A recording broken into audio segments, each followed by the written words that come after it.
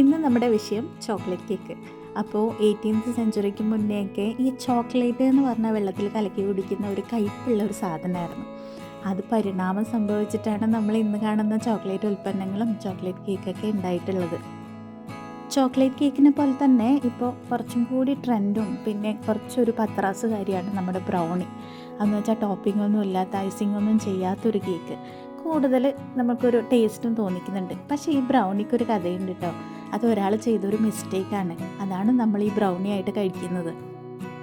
18th 19th സെഞ്ച്വറിയിലെ ടൈമിൽ ഒരു ബാങ്കൂർ എന്ന് പറഞ്ഞിട്ടുള്ള US ഒരു സിറ്റിയിലെ ഒരു ലേഡി ചോക്ലേറ്റ് കേക്ക് ഉണ്ടാക്കാൻ നോക്കി ഉണ്ടാക്കിയപ്പോഴാണ് മനസ്സിലായത് അതിൽ ബേക്കിംഗ് പൗഡർ ചേർത്തിട്ടില്ല എന്ന്.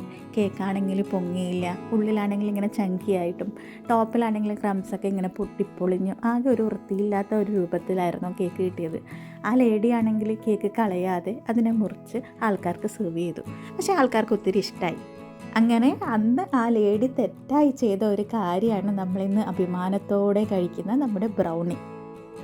എന്താല്ലേ, പണ്ട് ആരൊക്കെയോ ചെയ്തു വെച്ച ഓരോ തെറ്റായിരിക്കും നമ്മളിന്ന് അതുപോലെ വിഴുങ്ങി ആചാരമായി തലമുറയായി കൊണ്ട് നടക്കുന്നത്. അത് മനസ്സിലാക്കാൻ നമുക്ക് ബുദ്ധിയില്ലാഞ്ഞിട്ടല്ല, പക്ഷെ എന്തേ നമ്മളത് തിരുത്താത്തത്? അതൊരു ഉത്തരം കിട്ടാത്ത ചോദ്യമാണ്.